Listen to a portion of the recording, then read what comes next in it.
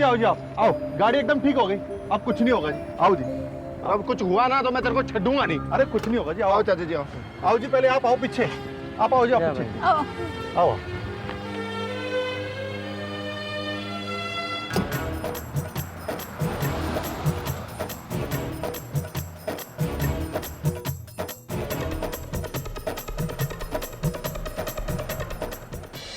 क्या बात है, इतना परेशान क्यों हो? बताऊंगा संदीप पे, अभी प्लीज थोड़ा शांत रहना प्लीज। कब बताओगे? कोई बात नहीं, कोई बात नहीं जी, बाद में चाय के साथ। चाय पियोगे? अब तू बोला ना तो मैं तेरे छेड़ूंगा नहीं, चला तो जा। कोई बात नहीं जी, कोई बात नहीं।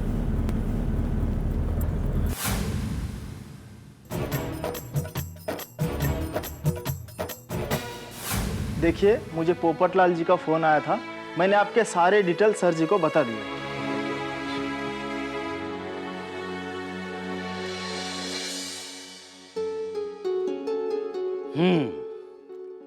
तो आप हैं दया बहन?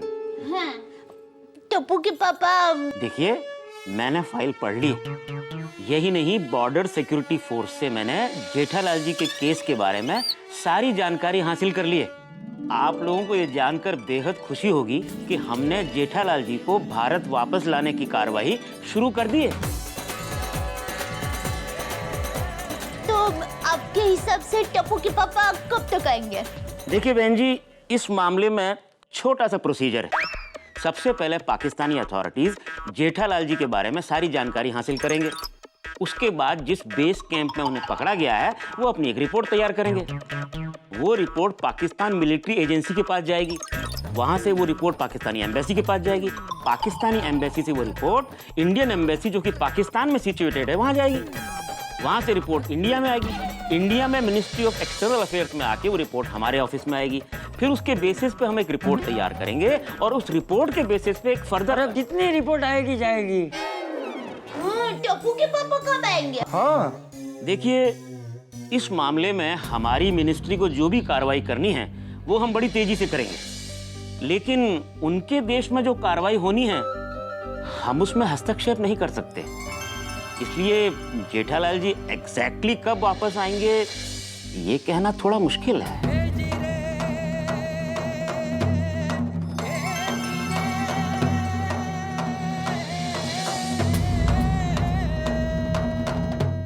हाँ पप्पू बोल।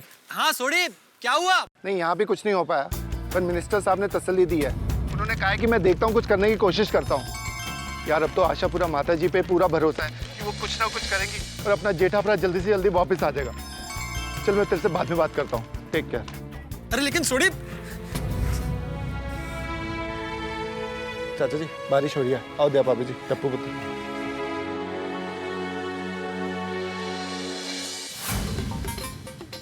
सोडी, कुछ समझ में नहीं आ रहा, अब क्या करें हम? वही मैं भी सोच रहा हूँ चाचा जी कि अभी हम लोग क्या करें।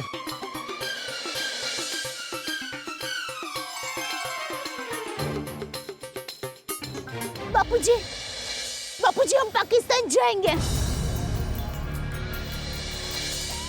और कर भी क्या सकते हैं? उसकी ऑफिस यहाँ दिल्ली में ही है ना? हाँ यहीं दिल्ली में ही है। बाबूजी हम वहाँ जाकर उनको समझाएंगे कि टप्पू के पापा गलती से पाकिस्तान में आ गए हैं। पाकिस्तान की सरकार मान जाएगी। उनको कहेंगे कि वो कोई जासूस नहीं है, उनको एक दुकान है और हमारे सुखी परिवार है भारत में, और मैं उनकी पत्नी हूँ दया टप्पू के पापा गड़ा। वो मान जाएंगे बापूजी। उसके लिए तो पाकिस्तान का वीजा लेना पड़ेगा और उसके लिए हमको पाकिस्तान हाई कमीशन जाना पड़ेगा।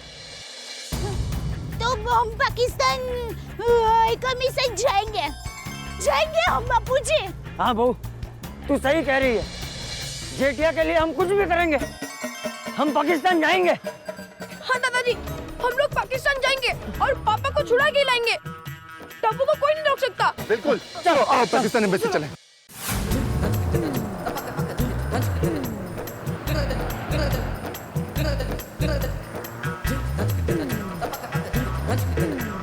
ये आ गया सामने पाकिस्तान एम्बेसी।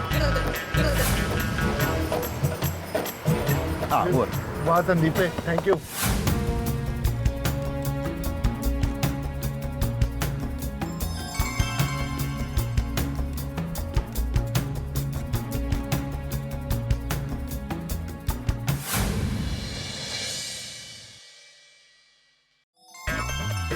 चाचा जी पापा जी। अब बहन जी हमें पाकिस्तान जाना है, आप हमें जल्दी से वीजा दे देंगे? आप लोगों को पाकिस्तान जाने की इतनी क्या जल्दी है? सर वो बात ये है कि हमारा जेठा भरा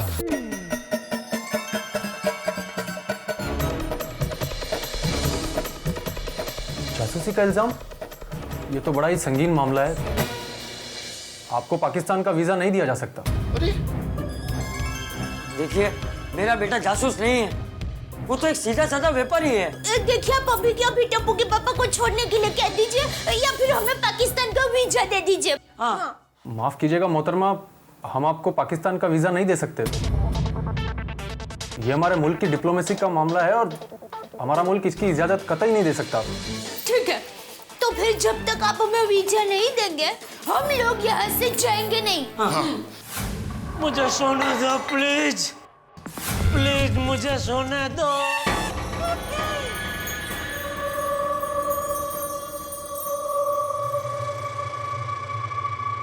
तो कबूल कर लो कि तुम जासूस हो। मैं कबूल कर लूंगा तो मुझे सोने दोगे? सोने ही नहीं, तुझे छोड़ भी देंगे। सच?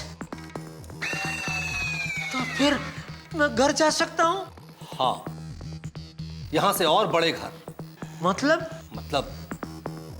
बड़ी जेल, उम्र कैद।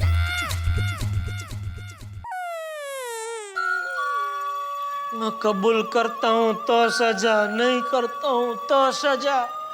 तो मैं क्या करूँ? हाँ बेगम, हाँ मुझे याद है। हाँ, आपकी अम्मी को लेने रेलवे स्टेशन। हेलो हेलो, पता नहीं क्यों ये बार बार 4 दिनों से सिग्नल छोड़ रहा है। बेगम समझेंगी कि मैंने फोन कट किया है। लगता है आज इस फोन की वजह से हमारी शामत आएगी। मैं आपका यह फोन ठीक कर सकता हूँ। तू कैसे करेगा, तुझे आता है? अरे मेरी मोबाइल टीवी बेचने की दुकान है मुंबई में, गढ़ा इलेक्ट्रॉनिक्स। अच्छा,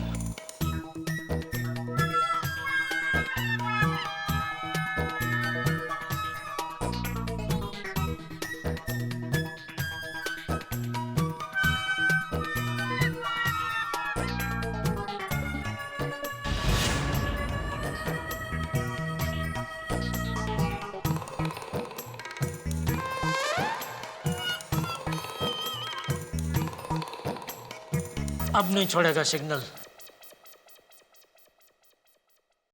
हाँ बेगम, सॉरी वो फोन कट गया था। तुम्हें तो मालूम है यहाँ पे नेटवर्क की दिक्कत है। अरे नहीं, मुझे याद है। हाँ, अम्मी कौन सी ट्रेन से आ रही है? बस मैं अभी यहाँ से निकल रहा हूँ, अभी पहुँचता हूँ। हाँ बेगम, हाँ जी, खुदा हाफिज। भाई साहब, क्या मैं भी बेगम से बात कर सकता हूँ? मेरी बेगम से तुम्हें क्यों बात करनी है? नहीं भाई, मैं अपनी बेगम की बात कर रहा हूँ। मेरी दया मेरी बहुत चिंता कर रही होगी। एक आधे मिनट के लिए अगर मैं उससे बात कर लूंगा तो उसको और मुझे, हम दोनों के मन को शांति मिल जाएगी। भाई प्लीज। ये क्या कर रहे हो?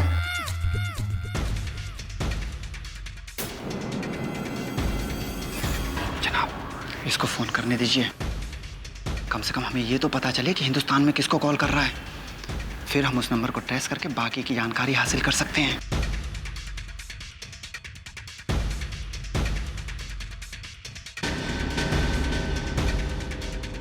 थैंक यू, बहुत बहुत शुक्रिया भाई साहब, आपका बहुत बहुत शुक्रिया। देखिए, आप लोग मेरी बात समझने की कोशिश कीजिए। हेलो दया, टप्पू के पापा।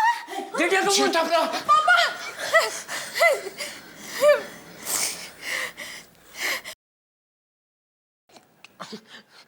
टप्पू के पापा। दया, टप्पू के पापा। दया, टप्पू के पापा। दया, टप्पू के पापा, बोलिए। दया, मैं hello hello hello hello hello hello hello Daya, hello. Hello. अरे इसकी बैटरी खत्म हो गई, जल्दी चार्जर लाओ। चार्जर नहीं है। अरे नहीं है का क्या मतलब है? अरे नहीं है मतलब नहीं है।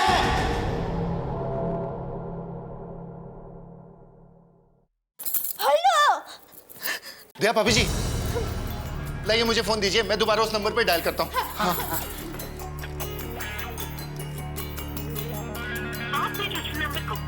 अरे फोन तो स्विच ऑफ आ रहा है। एक बार फिर ट्राई करता हूँ। लेकिन बहू क्या कहा क्या जेठिया ने? बाबूजी वो कुछ कहे उसके पहले ही फोन बंद हो गया। फोन बंद ही आ रहा है।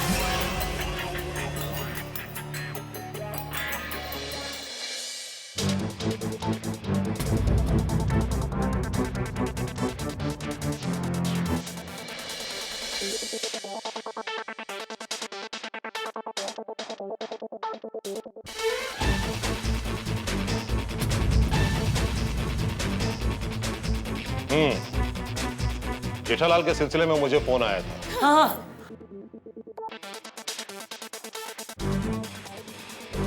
देखिए चाचा जान, मोहतरमा, इस तरह यहां बैठने से मसला हल होने वाला नहीं है। जेठालाल के केस की तहकीकात चल रही है और इस बिना पर मैं आपको पाकिस्तानी वीजा नहीं दे सकता। लेकिन उसमें तहकीकात क्या करनी है? मेरा बेटा निर्दोष है। यह फैसला मैं नहीं कर सकता। देखिए साहब भाई, भारतीय स्त्री के लिए उसका पति उसका श्वास होता है। अगर पति को तकलीफ होगी तो आप समझ सकते हैं कि पत्नी की कैसी हालत होगी। अब प्लीज टप्पू के पापा को छुड़वाइए ना। देखिए मोहतरमा, मैं आपकी परेशानी समझता हूं, लेकिन यहां बैठने से मसला हल होने वाला नहीं है। यह दो मुल्कों के आपसी कानूनी कार्रवाई का मसला है, इसमें वक्त लगेगा। हमें माफ करिएगा।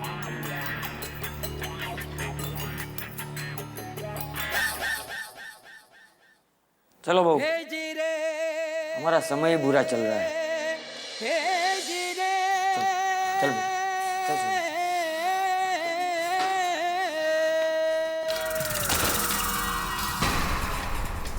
छोड़ दो इसे। जनाब,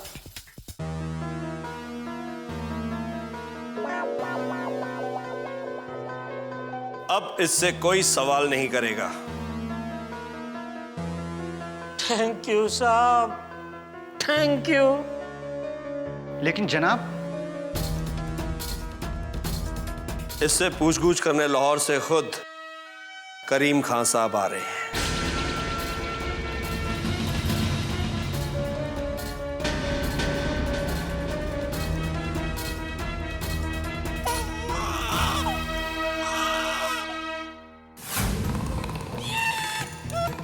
अरे आओ आओ जेठा मियाँ, हो गई पूछताछ पूरी? नहीं, अब कह रहे लाहौर से कोई करीम खाना के पूछताछ करेंगे।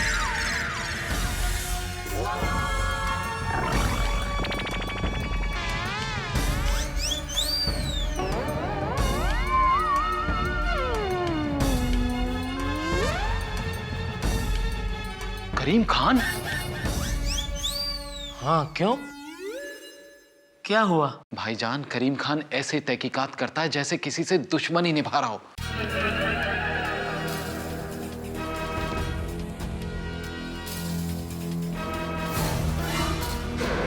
हाँ जनाब, कहते हैं करीम खान इस जहान में दोज़ख का एहसास कराता है।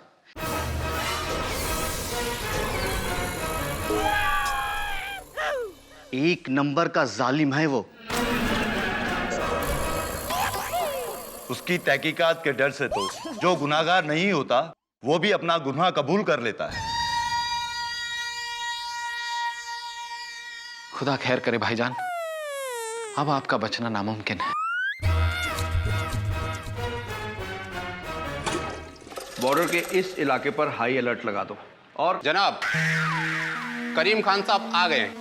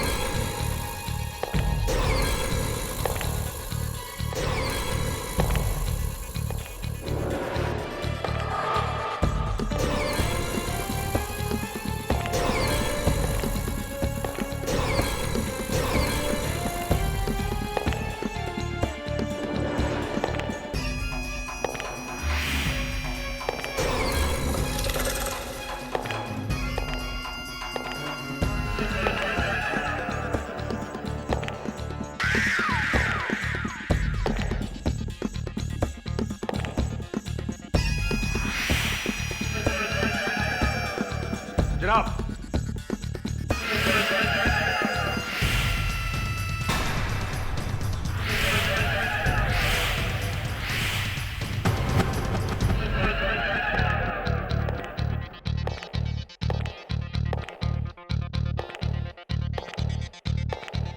तशरीफ रखें जनाब। जनाब बहुत दिनों बाद। मुझे तहकीकात के वक्त बेवजह की गुफ्तगू पसंद नहीं। कौन है वो मुखबिर? जनाब अपना नाम जेठालाल बता रहा है। क्या कबूलियत हुई है? कबूल तो उसने अभी तक कुछ नहीं किया, लेकिन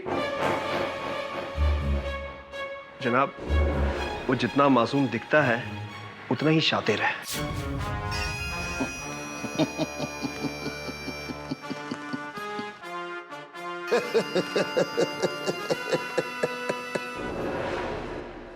मुझसे भी ज्यादा शातिर।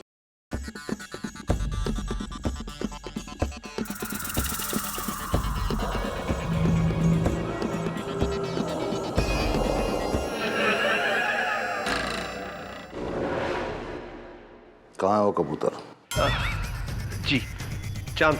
जनाब अभी पेश करता हूं।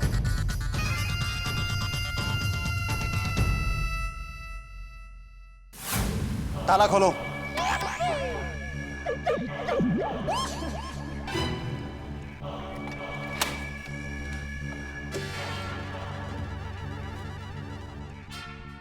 चलो करीम खान साहब आ गए हैं।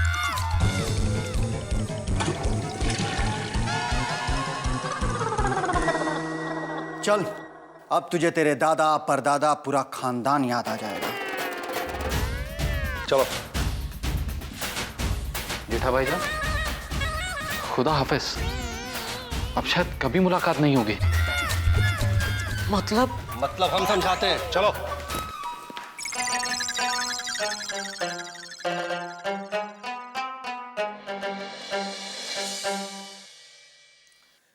एक ट्रक और एक साइकिल अगर आपस में टकरा जाए तो साइकिल का क्या हाल होगा? आप मुझसे कहेंगे भाई मेहता साहब कैसे सवाल कर रहे हैं, ये तो छोटा बच्चा भी जानता है कि साइकिल के हालात क्या हो जाएंगे। बस ठीक वैसे ही हालात इस वक्त जेठालाल के हैं। ट्रक की तरह सामने है करीम खान और साइकिल की तरह बेबस इस वक्त है जेठालाल। अब जेठालाल का क्या होगा आप बहुत अच्छी तरह से कल्पना कर सकते हैं। और उधर दया भाभी के भी दिल्ली में हाल बड़े खराब है। वो पूरे प्रयास कर रही है किसी तरह से जेठालाल को वापस पाकिस्तान से लौट आने के लिए, लेकिन सारे प्रयास निष्फल साबित हो रहे हैं। अब एम्बेसी से वीजा भी नहीं मिला पाकिस्तान जाने के लिए, यानी कि आखिरी उम्मीद भी गुब्बारे की तरह फूट गई। स्थिति ठीक वैसी ही है जैसे किसी क्रिकेट मैच में आखिरी ओवर में हाई वोल्टेज ड्रामा चल रहा हो। अब दया भाभी क्या करेंगी? अब उनके पास कौन सा रास्ता बचता है? कहावत है कि अगर ईश्वर एक दरवाजा बंद करता है तो 10 नई खिड़कियां खोल देता है। अब देखना यह है कि दया भाभी कौन सा नया प्रयास करती हैं, और देखना यह भी है कि करीम खान किस तरह जेठालाल को यह कहने के लिए मजबूर करते हैं कि वो जासूस है। यानी कि दोनों तरफ ड्रामा भरपूर है लेकिन ठहाकों के साथ। बस मेरे साथ देखते रहिए तारक मेहता का उल्टा चश्मा।